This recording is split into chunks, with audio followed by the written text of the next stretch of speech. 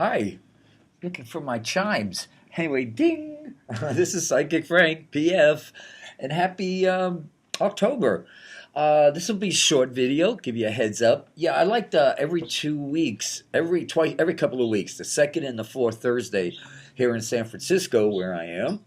I do a live show on SFC TV, sfcommon.tv, SF Commons, FSC.TV, channel 76. It's a live show. Usually the phones are working, but they've been out of order lately. But hopefully they'll have that fixed. And that's the second and the fourth Thursday. My next show will be this Thursday. So it's Sunday now. Today I'm doing this on Sunday the 9th of October 2016. To mention a few things, astrologically speaking, I'm a psychic who uses astrology and numerology to get my time frames down more accurate. I think it's a challenge for many psychics. But what's going on is astrology doesn't make things happen to us; it simply reflects what's going on. And on my last couple of shows, I've been really excited about first of all Mars leaving Sagittarius, where it spent 6 months from March 6th until just a few weeks ago. Mars was energizes. If you don't, and those of you that don't know about astrology, Mars energizes things. So with Mars, every 2 years to go around the wheel. Finally left Sagittarius and entered Capricorn, where I said, "Oh, it's going to join Pluto, the planet of death, destruction, and rebirth." And everything we're dealing with now politically, the whole change, the whole death of America and rebirth of America is literally what's happening. And we're moving into higher ground. We're always moving into greater good, but we're in the middle of a healing crisis now. It's the longest healing crisis. Well, long is a relative word when you talk about time, time, what a concept. We're not going to get into that now. So what started on 9/11, 2001, when the towers went down in New York City, America's rising sign is like 12, 13 degrees Sag. Pluto, the planet of death, destruction, and rebirth, transited America's rising sign. Your rising sign is the most, next to your sun, one of the most important aspects of your chart. It's who you are. And I've said this in other shows. I'm just giving you a rehash here so we know where we are. So anything dealing with Pluto is going to be key. And that's why when I saw that Mars entered entered Capricorn where it hadn't been for a couple of years, and will join Pluto on the 19th, because Pluto is so far out, the planet of death, destruction, and rebirth. I said something's going to totally change, paradigm changing thing is going to come off. And sure enough, that's what's on the news today. That's what's all about, Donald Trump. Is it Pluto? Pluto never gives us gifts wrapped up in gardenia scented paper with frilly, beautiful ribbons. No, it's this stuff. This is a Pluto gift. So yes, this is definitely. I love when astrology sees what's going on. You could relate it to astrology. That's why we're finding new asteroids. Like in 2004 we discovered excuse me here, it's Haumea, Haumea. It's a dwarf planet like Pluto and a few others.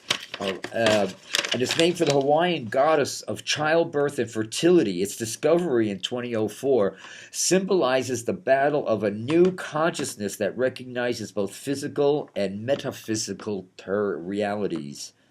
People keep on dealing with the effects, and the effects keep festering. But it's all about the cause. And for me, aside all the clever conversation, unless we get God out of government, we're doomed. It's never too late to right a wrong.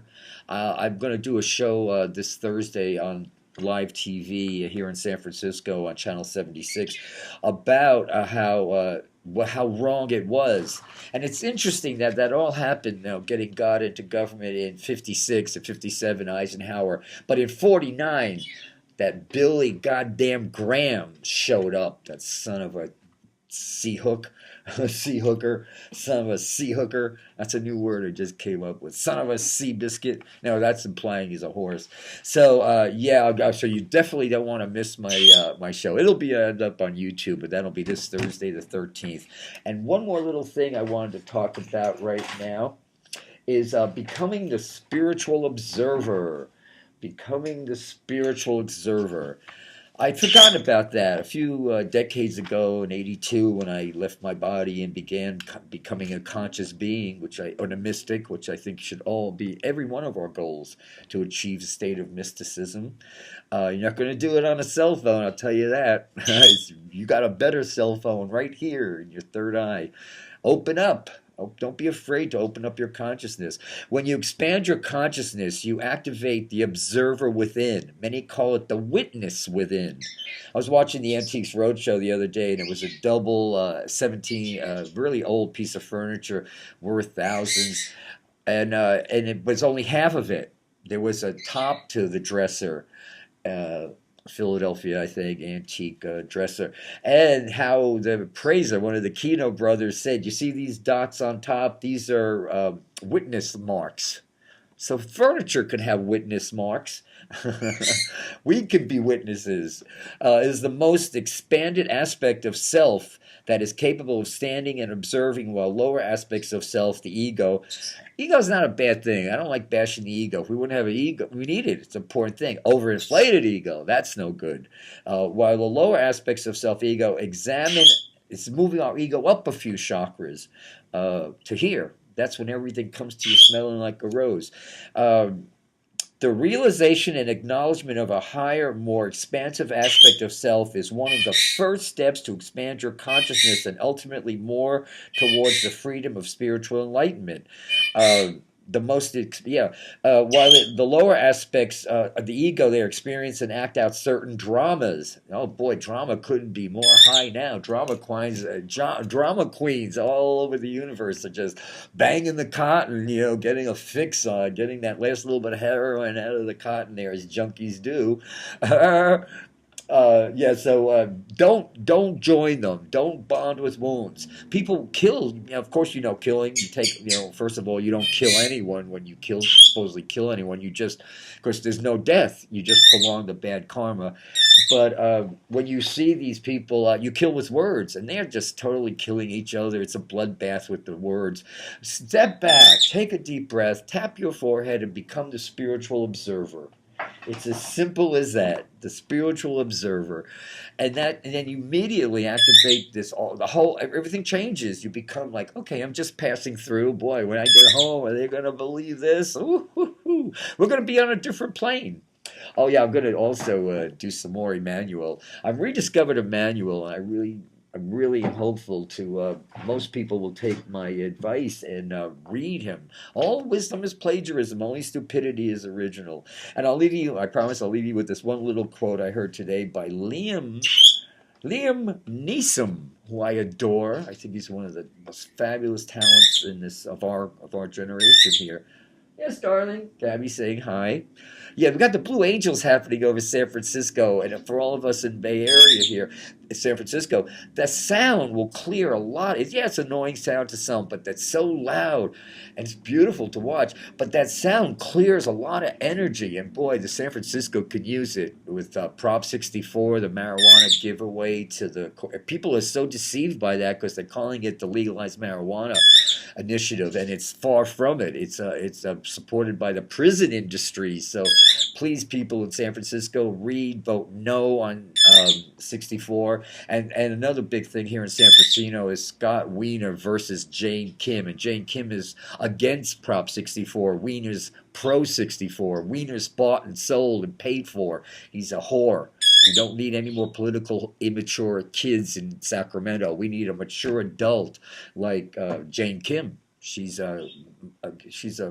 I love her so much, and she's our hope. Vote, and vote for Jane. If you please, take my advice, vote if you're in San Francisco. Jane Kim.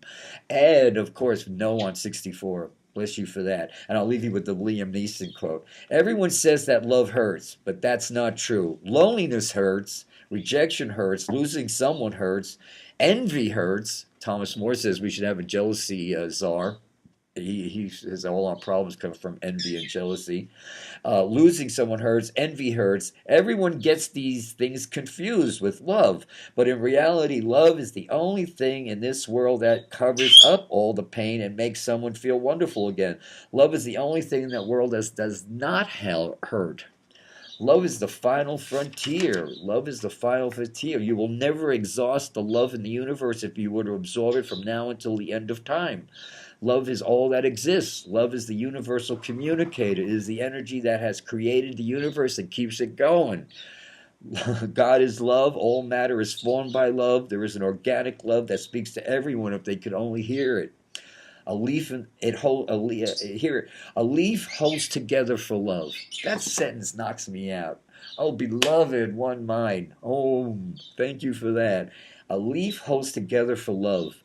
Think about that next time you see a simple leaf on a tree that they're fighting for their lives. And in San Francisco, there's a tree initiative to bring back the trees that Ed Lee, God bless him, that whew, God forgive me. Well, we're saints and the sinners that keep on trying. I said this was going to be short, and I'm keeping my word. Namaste. Thank you so much for tuning in.